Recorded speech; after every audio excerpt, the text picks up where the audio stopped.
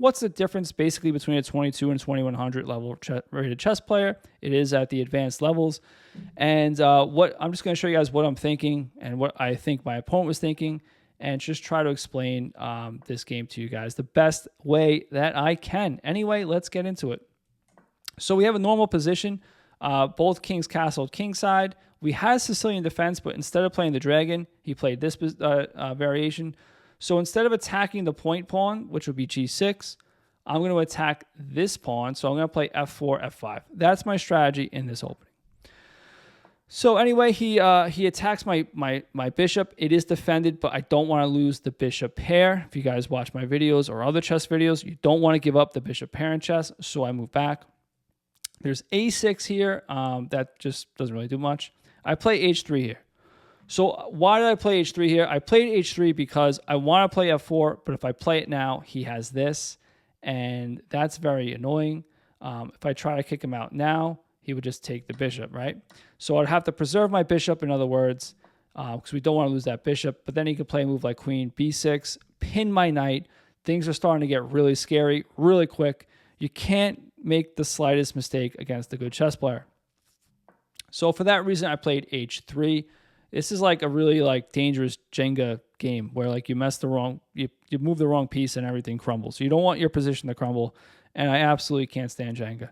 That's another story for another day though. Anyway, back to chess. f4, pushing his knight away, and f5. Now the thing about f5 is it's taking up more space. I want to open up the f file, and if he takes, I would put my knight on f5, which is a great knight, and it's great square for my knight to be. And if he tries to take it or takes it away, well, then he alleviates the bishop pair. I would actually take back with the rook here. I have an open file for my rook. I got the bishop pair. Things are looking good. So he doesn't do that, though, because he's a good player. So he plays, he takes my knight first, we trade, and then he pushes. So he closes up the center, not to mention attacks my bishop. So he's doing it with tempo. I move out of the way, and he brings his bishop to c6. Now, bringing his bishop to c6 is a good move because his bishop wasn't doing anything, and now it is doing something. It's threatening to win a pawn, and here's where the game really starts. So this is a backwards pawn. I can't defend it with a pawn ever. So here I play bishop g5, and this is where it gets really tricky. I'm going to try to explain exactly what I'm thinking and what my opponent was thinking and what the computer was thinking and what you guys are thinking, which is really hard, but I'm going to try to do. So it looks like I'm defending the pawn via a discovery. So I move my bishop out of the way, and now my queen is guiding in the defense. And it is technically. And the move he should play is knight d8 or knight d7. Now, why is this all happening? Well, first of all, this is a strategic move in a sense. The hole in his position is d5. The knight is covering the hole with his bishop. If he plays a slow move, like tries to kick my bishop out, I grab his knight, and I have this square for the rest of the game. I'll just play rook d1. I'm putting pressure on this backwards pawn, not to mention, but I control the square in front of it, which is very important. If, let's say, I put a piece, I can just land a piece here. And if he ever trades, I put a knight there, which is very much a winning position or close to it. I have a very comfortable game, and I'm going to probably win this game because my knight is such a monster. So for strategic reasons, that's winning or very close to winning. So he's not going to allow me to do that. So I figured he would find the tactic, even though it's wrong, he found the tactic knight takes e4. Now the computer has a crazy line, I should say. I didn't see it. That's like bishop takes, and then after like this, you don't take the queen because he takes the queen, and that's why I thought he would play this move. But the computer says you have this move, attacking mate, and the queen can't take because you have f6, threatening the queen and checkmate. So the queen would have to come here, check. After you move, the knight comes back, you take the rook, and you're better here. It's kind of a crazy, line to see. But anyway, back to the game. He played knight e4, which I expected. And I expected it because I figured he would think I would have to play this. And then he would play this. And then after I take his queen, he takes my queen with check. I move out of the way. He takes the bishop at the end, and he's winning. So for that reason, that's why I was hoping he would play knight e4, and that's why he did. Now, I didn't see the computer line, but I was not looking at bishop e7. What I wanted was, again, if we go into this line where I take the queen, he actually wins. But what I saw was was knight e4. And that's the move I played. And now after he can't take the knight, because if he takes the knight, I have this in-between move. And if he takes, I'm just up material, winning the game. So after knight takes knight, he has to play, we play bishop g5. Now, I don't take the bishop. My idea was f6. Now, my whole point was f6 opens up the file or gets more space on the f file. And it's also, I'm going to get the bishop pair. Now, why am I going to get the bishop pair? Well, I'm threatening this bishop, and this bishop has to pretty much take. Now, why? If he takes with this bishop, first of all, I get the bishop pair, because I get this bishop, and plus he can't take with the queen because he'll lose it. So he's got to open up his king position, which is very dangerous. So for that reason, he played what I thought he would play, is bishop takes. Now, you might be thinking, great, I took the bishop back, won the bishop pair back, or got rid of his bishop pair. But I have an in-between move here that I wanted to play, and I played pawn takes g7 first. Now, I can play this because I'm attacking his rook to take his rook, which is a bigger piece than the bishop, and I'm doing it with check. It's going to be with check because I'm going to promote to a queen, and then he's going to have to take, so for that reason, and he can't move his rook, I should say, because remember, there's an open rook here. I would check, win the rook. So he has to take with the king, and then my point was, I'm going to take the bishop, and he doesn't have a bishop pair, and I'm going to play on this file, and, bishops of opposite color, maybe it's a draw, maybe I can squeeze out a win. His king's a little weak. Maybe I'm a little bit better. Computer says it's like even. But my opponent played bishop g6, which is a blunder. But good players, really good players like himself, they don't blunder the same reason why most of you guys blunder. No offense. But most of you guys blunder, and most chess players blunder because it's just an oversight. It's a tactical oversight. They just simply didn't see it. They didn't see the move. They didn't see that their rook could be taken, and I forgot. Well, they forgot about it for some reason. Now, he saw that.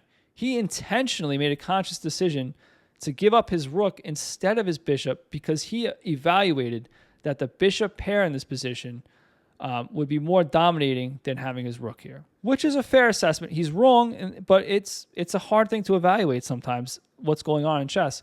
And I have a video, I'll try to link it here, of what's the biggest difference between grandmasters and masters. And it's not calculation ability or tactics, because a lot of times masters have, or even sometimes 18 or 1900 rated chess players have as good a tactical insight or calculation ability as grandmasters, or not the super ones, but a regular grandmaster. But the grandmasters have better evaluation skills. That's definitely a thing. They can evaluate the positions better. So here my opponent saw that I can take the rook. He just evaluated that the bishop pair would be stronger than the rook, and it just wasn't the case. So, however, he puts up a good fight with these two bishops. So even though he's objectively wrong, according to the computer, he had some merit in doing it. So I play rook d1, and I'm attacking this pawn. It is defended, but I'm just putting pressure on it. He shuts down my rook on the open file by putting the bishop here. I bring my queen here, which is covering the square, so I can now push the g-pawn, kick his bishop out if I want to. I'm also just improving my queen. Okay, so he goes for this, and here I saw that I could trade, but after I take, he takes two, and then after something like this, it gets really murky. The computer says I should just go ahead and do that, but I thought that was too double-edged. So it was unclear for me to see. I can't calculate like a 4,000 rated computer, so I didn't do that. I just put my queen back here, guarded the pawn, and I'm still attacking this pawn. I figured it was a good idea to do. He defends it, and now I start to double my rooks on this pawn. I'm forcing him to play rook d8 or e4 to uncover the defense of this pawn. And now I just protect my pawn. So he's never going to take this pawn. I don't have to use my queen to babysit that pawn. And now he plays queen e7, and I play queen f3. Queen f3 is actually stopping him from playing e4 because now the bishop would drop. So if I just play a regular move here, I'm pretty sure, yeah, e4 is the best, one of the best moves, at least. It's coming here, and it's very annoying. He's taking up space. He's starting to attack, and it's actually pretty dangerous. So anyway, to stop that, I play queen f3. He plays queen g5. I bring my king in here because I'm getting prepared to kick his bishop out. He attacks my queen. I shut that down. He comes in here. I move out of the way. Now, it looks dangerous, but I have everything covered, and his bishop, my light squares are strong. So I don't have to really worry so much about this light square bishop right now. It's just this, but my pieces take care of it. And he plays bishop g6, which is the only move, really. And now I had to evaluate something. Now, in chess, we always have to look for our opponent's threat. We have to look at forcing moves, look at our opponent's threat. And then when we get better and we play at the more advanced levels, we have to kind of balance out our threats or our forcing moves with our opponents. So I want to take the pawn here because it's a free pawn, possibly. But I also have to look at the move bishop e4. So if I take, I have to look at this move bishop e4. Now, why is that? Well, it's because it's pinning my queen to the king, and I have to take the bishop. Now, I can't really get my king out of the way. I mean, I guess I could, but, it's... Right now, I have to evaluate bishop e4. So bishop e4, I have to evaluate this, and then I'm giving up this square, so it's check. Now I have two options, h1 or f1. h1 is actually checkmate, so I have to look at f1, and then after this check, I can just come back here. I'm blocking. Everything's fine. Even if he takes, I take back. Everything's good. There's no way for him to continue the attack. I just won the game. However, so I decided I can take on d6. However, my opponent had a slightly different way of doing it, and it's pretty ingenious of how he went about this. He takes first, and now I take back, and now he just plays, he doesn't play this, which doesn't work. He plays queen e1. Now, queen e1 it's like almost genius, but it's a really good move, especially that he saw it a few moves away. What he's threatening now is bishop e4, but now bishop e4 is just a straight up pin because he's guarding e4 with his queen, so he's just simply winning my queen. Now, the crazy part is I can't even move out of the pin. There's nowhere for me to move my king. I can't get out of this pin. I can't hit this square with my rook, so I can't defend the square with my rook, and I can't defend the square with my bishop because he'll take my bishop. The only way I can defend the square again is bishop d5, but that blocks the rook, and now he has queen d2, and now he has a perpetual check. So that's pretty ingenious.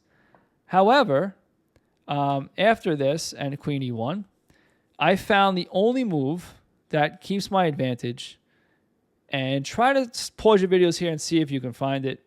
I played rook d1. Rook d1's the only move. And now he has to go back to h4, where I just have an advantage. I'm like plus 1.5. And, the game continues, though. The whole point is, if he plays this now, I'm not defending the pin, but I'm counterattacking his queen.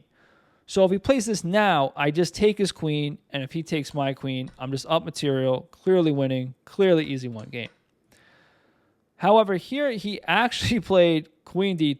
After I played rook d1, he played queen d2 and lost the game. Believe it or not, in time trouble. However, don't stop watching the video yet. It was a mouse slip. He told me it was a mouse slip, and I gotta believe him. I mean, it's kind of a really bad move. But if it was a mouse slip, what move was he thinking about playing? And the only thing I can think of that's in the area of this square that makes sense is this move. And that move loses all the same, just slower, because I would just simply trade queens, play queen f3, attack the bishop. After the bishop moves away, play something like this. I have a rook onto versus his bishop. I'm going to scoop up some extra pawns. I have a better king position. This is just a one game. It's just a slow roast. And the same goes for if he comes back to here. I would just take, and then I just have a better end game, and I'm completely winning, and I'm going to win the game. Anyway, hopefully you guys found that video helpful and or entertaining. If you did, check out this video. I'll catch you guys next time. Go play some chess.